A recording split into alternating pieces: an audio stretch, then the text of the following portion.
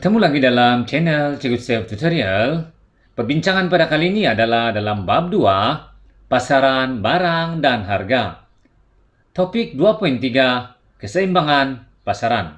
Sebelumnya kita sudah membincangkan permintaan dan penawaran. Jadi sekarang kita akan bincangkan keseimbangan pasaran.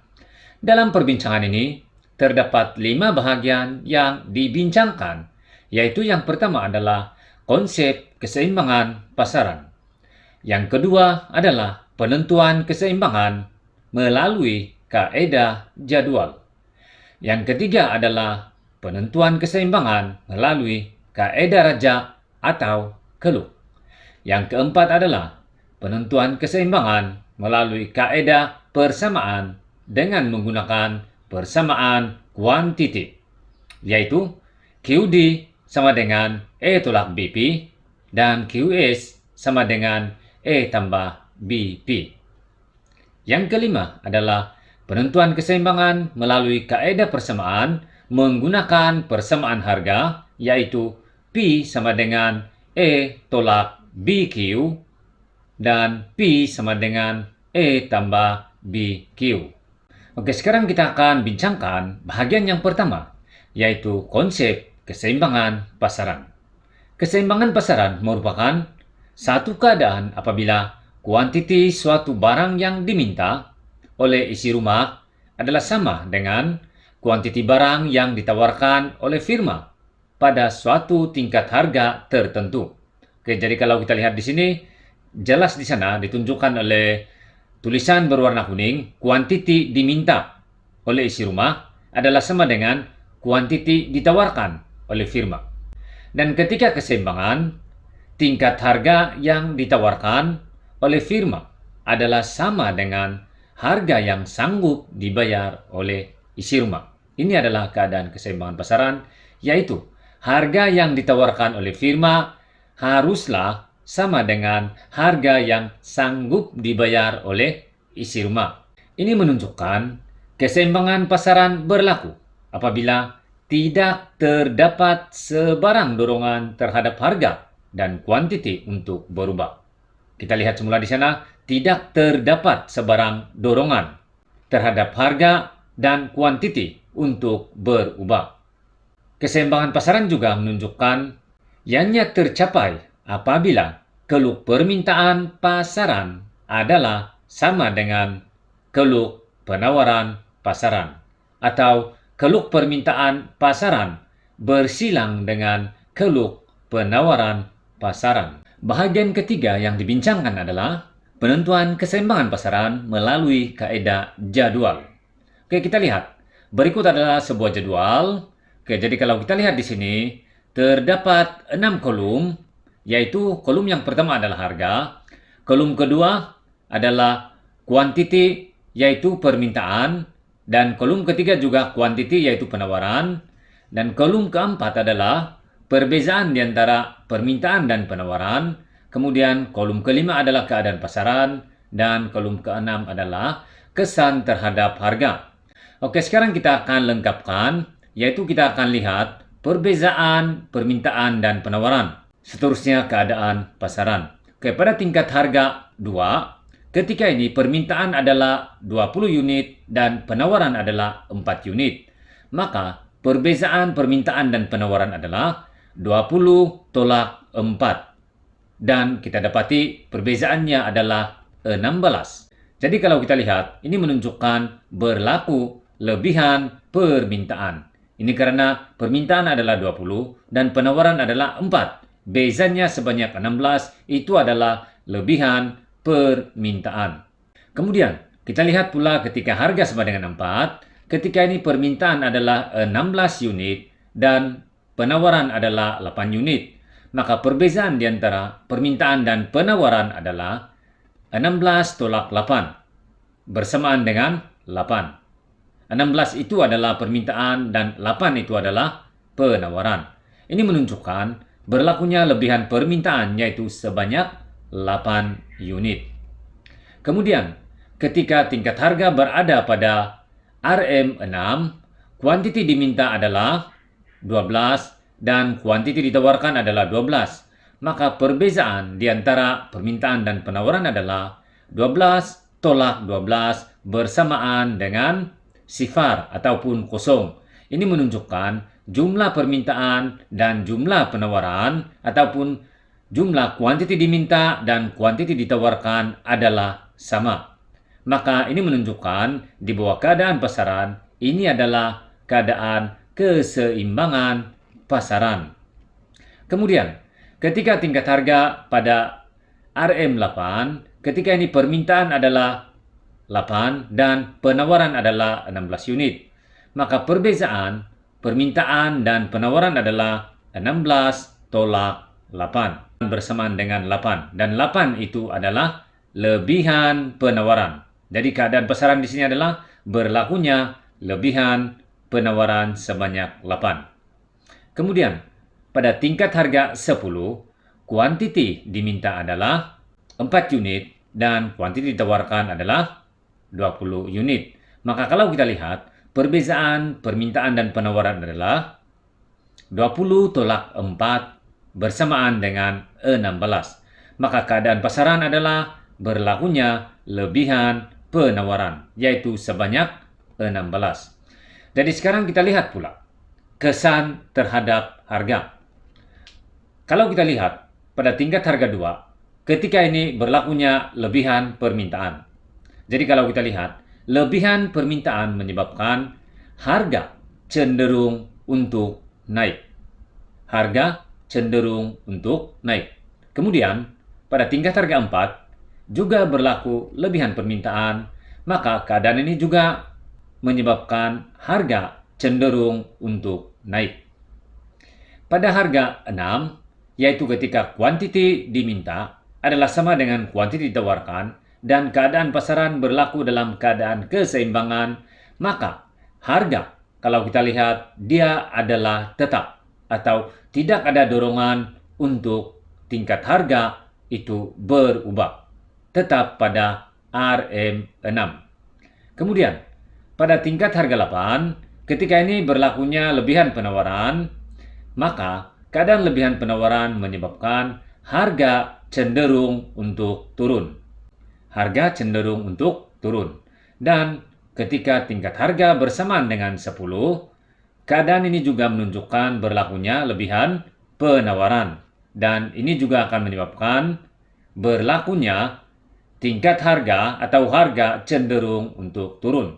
Oke, jadi kalau kita lihat melalui jadwal, penentuan keseimbangan melalui jadwal adalah apabila kuantiti diminta adalah sama dengan kuantiti ditawarkan. Ketika ini kuantiti diminta adalah 12 dan kuantiti ditawar juga 12, maka tingkat harga keseimbangan adalah 6 dan kuantiti keseimbangan adalah 12.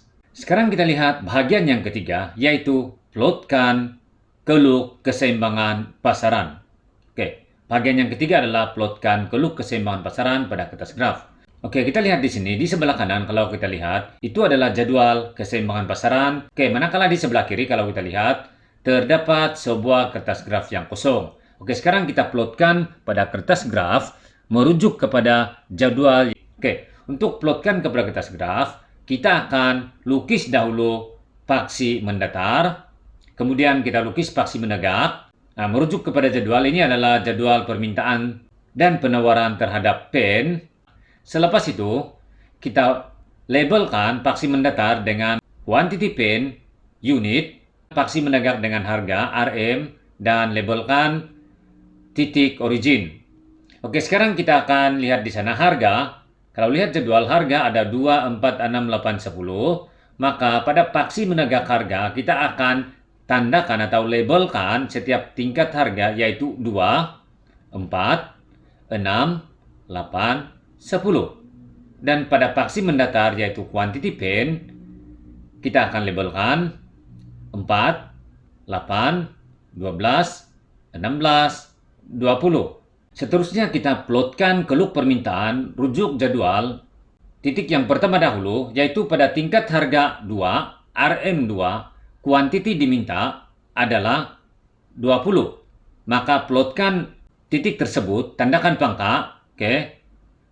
Kemudian seterusnya pada tingkat harga 4, RM4, ketika ini kuantiti diminta adalah 16, maka tandakan titik pertemuan, oke, kita sudah tandakan. Kemudian pada tingkat harga 6, kuantiti diminta adalah 12. Kemudian kita tandakan kombinasi ataupun titik pertemuan, oke, tandakan dengan pangka.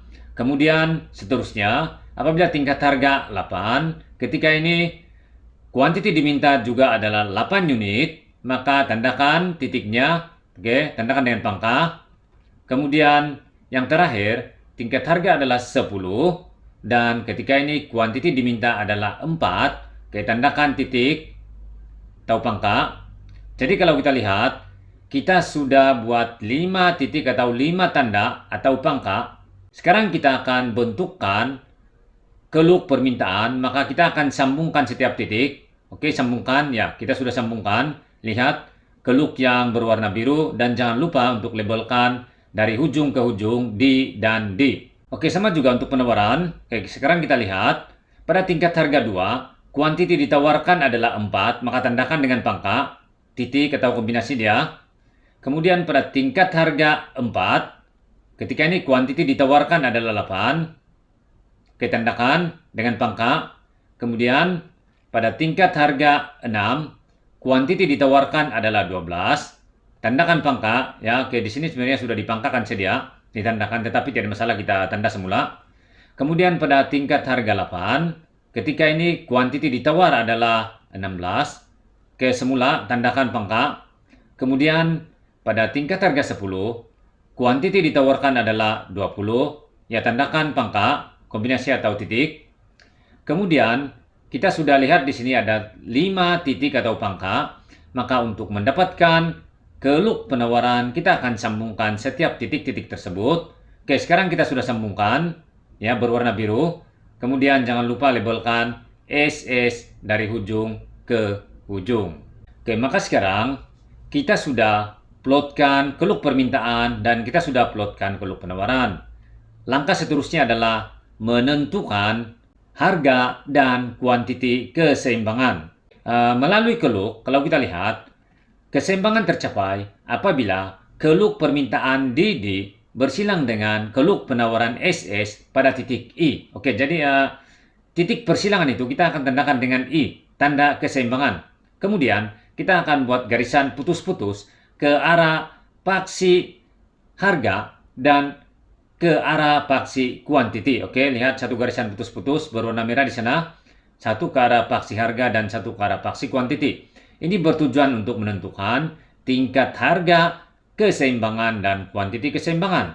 Maka kalau kita lihat, tingkat harga keseimbangan adalah RM6, manakala kuantiti keseimbangan adalah 12 unit. Sekarang kita lihat pula keadaan yang berlaku apabila harga lebih rendah daripada tingkat harga keseimbangan, maka kita andaikan pada harga RM4, oke, pada harga RM4 kita akan buat satu garisan putus-putus mendatar sehingga memotong keluk penawaran dan permintaan. Kemudian kita sudah buat satu garisan di sana, lihat. Kemudian ketika memotong keluk penawaran, buat satu garisan putus-putus ke bawah. Begitu juga ketika memotong keluk permintaan juga kita akan buat satu garisan putus-putus ke arah bawah. Oke, jadi kalau kita lihat perbezaan, lihat di sana ketika harga sama dengan 4, perbezaan di antara permintaan dan penawaran, lihat tanda di sana, itu adalah lebihan permintaan. Oke, ini bermakna pada harga yang lebih rendah daripada harga keseimbangan, maka berlaku lebihan permintaan. Seterusnya, kita lihat pula apa yang berlaku sekiranya harga lebih tinggi daripada harga keseimbangan. Oke, andaikan pada harga RM8, oke, pada harga RM8 kita akan buat satu garisan putus-putus sehingga memotong keluk permintaan dan keluk penawaran. Oke, kemudian ketika memotong keluk permintaan, buat satu lagi garisan putus-putus ke arah bawah, dan begitu juga ketika memotong keluk penawaran, buat garisan putus-putus ke arah bawah. Dan kalau kita lihat perbezaan di antara permintaan dan penawaran, lihat yang bahagian atas, pada harga RM8 melalui garisan putus-putus, perbezaan di antara permintaan dan penawaran itu adalah berlakunya lebihan penawaran. Oke, jadi kalau kita lihat, pada harga yang lebih tinggi daripada harga keseimbangan, ini akan menyebabkan berlakunya lebihan penawaran. Ini karena ketika ini, kuantiti diminta hanya 8 unit, tetapi kuantiti ditawarkan adalah 16 unit. Maka ini menunjukkan berlakunya lebihan penawaran sebanyak 8 unit. Jadi kalau kita lihat, secara rumusannya, melalui keluk permintaan pasaran, harga keseimbangan adalah RM6 dan kuantiti keseimbangan adalah 12 unit. Dan sebarang harga yang lebih rendah daripada harga keseimbangan akan menyebabkan berlakunya lebihan permintaan. Dan sebarang harga yang lebih tinggi daripada harga keseimbangan, maka akan berlaku lebihan penawaran. Bahagian keempat yang kita bincang adalah penentuan keseimbangan pasaran melalui kaedah persamaan menggunakan persamaan kuantiti. Oke, rujuk di sebelah kiri, ini adalah persamaan kuantiti, diberi QD sama dengan 60 tolak 5P dan QS adalah 10 tambah 5P. Ini adalah persamaan kuantiti karena di depan dia adalah Q, QD dan QS. Oke, soalannya, hitungkan tingkat harga dan kuantiti keseimbangan pasaran. Oke, jadi untuk menghitung tingkat harga dan kuantiti keseimbangan pasaran, maka syarat utama penentuan keseimbangan adalah kuantiti diminta haruslah sama dengan kuantiti ditawarkan. Oke, jadi kita lihat di bagian tengah, penyelesaian. Oke, di bawah penyelesaian, kalau kita lihat QD sama dengan QS, itu adalah syarat keseimbangan pasaran, yaitu kuantiti diminta adalah sama dengan kuantiti ditawarkan. Maka sekarang kita akan masukkan QD dan QS. Rujuk di sebelah kiri, QD adalah 60 tolak 5P dan QS adalah 10 tambah 5P. Maka kita masukkan, kita dapat 60 tolak 5P sama dengan 10 tambah 5P. Oke, yang berwarna merah itu adalah nilai QD dan berwarna biru itu adalah nilai QS. Oke, seterusnya kita hitung, maka 60 tolak 10, 10 itu daripada sebelah, kita bawa ke sebelah kiri maka dia akan jadi negatif 10, sama dengan 5P tambah 5P, berwarna merah, tambah 5P itu adalah daripada negatif 5P yang di sebelah kiri. Oke, jadi kita akan bawa ke sebelah, dia akan jadi tambah 5P. Maka kita akan dapati 50 sama dengan 10P, dan kita kira 50 bahagi 10 sama dengan P, dan 5 sama dengan P. Maka kita dapati harga adalah RM5. Harga adalah RM5. Ini adalah harga keseimbangan. Oke, sekarang kita sudah dapat harga keseimbangan, yaitu RM5. Kita akan cari pula kuantiti keseimbangan. Sebab merujuk kepada soalan, hitungkan tingkat harga dan kuantiti keseimbangan pasaran. Oke, untuk menghitung kuantiti keseimbangan pasaran, maka kita akan gantikan P sama dengan 5 ke dalam persamaan sama ada persamaan QD atau persamaan QS atau persamaan permintaan dan persamaan penawaran. Oke, cikgu akan gunakan dahulu persamaan permintaan QD. Oke, jadi sekarang lihat di sebelah kanan, gantikan P sama dengan 5 ke dalam QD sama dengan 60 tolak 5P. Jadi sekarang kita akan tulis semula QD sama dengan 60 tolak 5P. Seterusnya QD sama dengan 60 tolak 5 dalam kurungan 5. Oke, 5 dalam kurungan yang berwarna kuning itu adalah nilai P. Lihat di atas juga berwarna kuning 5. Oke, jadi kita hitung QD sama dengan 60 tolak 25 dan kita dapati QD sama dengan 35. Maka kuantiti diminta adalah 35 unit. Ini adalah kuantiti keseimbangan pasaran. Oke, ini karena ketika keseimbangan, kuantiti diminta adalah sama dengan kuantiti ditawarkan. Maka ini adalah kuantiti keseimbangan. Oke, jadi kita lihat di bawah sebagai rumusan. Harga keseimbangan adalah RM5 dan kuantiti keseimbangan adalah 35 unit. Oke, kita boleh guna mana-mana satu sama ada persamaan QD ataupun persamaan QS. Untuk penyelesaian ini, kita guna persamaan QD. Oke, bagaimanapun, Cikgu akan tunjukkan juga bagaimana penghitungan sekiranya kita menggunakan persamaan QS. Adakah kita akan mendapat nilai yang sama? Oke, lihat di tengah. Nah, Cikgu kosongkan di tengah.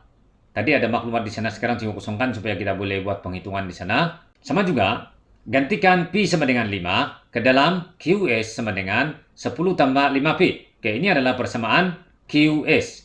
Oke, jadi kita tulis semula QS sama dengan 10 tambah 5Pi. Seterusnya, QS sama dengan 10 tambah 5 dalam kurungan, kita tulis 5, itu adalah Pi sama dengan 5. Kita lihat, ini berwarna merah, di atas juga berwarna merah.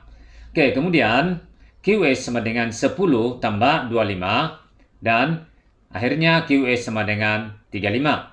Maka kuantiti ditawarkan adalah 35 unit. Jadi kalau kita lihat di sebelah, kuantiti diminta adalah 35 unit. Ini bermakna ketika keseimbangan, yaitu pada RM5, kuantiti ditawarkan adalah 35 dan kuantiti diminta juga 35 unit. Ini menunjukkan, kalau kita lihat, sama ada kita menggunakan persamaan QD ataupun QS, maka kita akan dapat jawaban yang sama. Oke, jadi dalam pemeriksaan nanti tidak perlu kira menggunakan kedua-duanya. Pilih salah satu saja. Oke, pilih salah satu saja.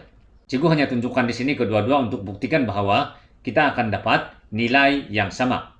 Oke, jadi rumusannya, harga keseimbangan adalah RM5 dan kuantiti keseimbangan adalah 35 unit. Oke, sekarang kita akan bincang pula bahagian yang kelima. Perbincangan bahagian kelima adalah penentuan keseimbangan pasaran melalui kaedah persamaan menggunakan persamaan harga. Oke, apa itu persamaan harga? Lihat di sebelah kiri. Pi sama dengan, diberi Pi sama dengan 40 tolak 3Q dan Pi sama dengan 10 tambah 2Q. Ini adalah persamaan harga. Kalau kita lihat, di depan dia itu adalah Pi, bukan lagi Q. Oke, jadi soalannya, hitungkan tingkat harga dan kuantiti keseimbangan pasaran. Oke, jadi penyelesaiannya merujuk kepada syarat keseimbangan adalah kuantiti diminta haruslah sama dengan kuantiti ditawarkan. Oke, jadi kalau kita lihat, penyelesaiannya QD sama dengan QS. Persoalannya, oke, menjadi satu persoalan di sini. Mana satu QD, mana satu QS? Sebab kalau kita lihat, persamaan di sebelah kiri hanya ada Pi sama dengan 40 tolak 3Q dan Pi sama dengan 10 tambah 2Q.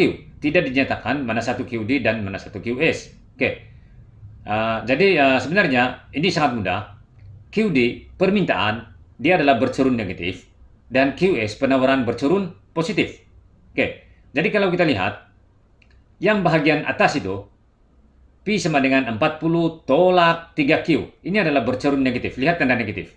Oke, itu adalah bercerun negatif, maka ini adalah QD, ataupun persamaan permintaan.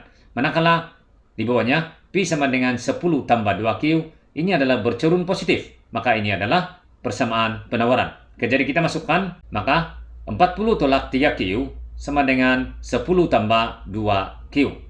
Oke, lihat yang berwarna merah itu adalah QD, manakala yang berwarna biru itu adalah QS. Oke, jadi kita teruskan pengiraan. 40 tolak 10. Oke, tolak 10 ada dari sebelah kita bawa, dia akan jadi negatif. Kemudian 2Q tambah 3Q. Oke, berwarna merah tambah 3Q itu daripada di sebelah. Negatif 3Q kita bawa ke sini. Ke sebelah kanan maka kita dapat tambah 3Q. Oke, seterusnya kita dapati 30 sama dengan 5Q. Dan kita teruskan pengiraan, maka 30 bahagi 5 sama dengan Q, dan kita dapati 6 sama dengan Q, maka ini menunjukkan Q sama dengan 6 unit. Oke, bagi persamaan harga, kita akan dapat nilai kuantiti dahulu. Oke, bagi persamaan harga, kita akan dapat nilai kuantiti.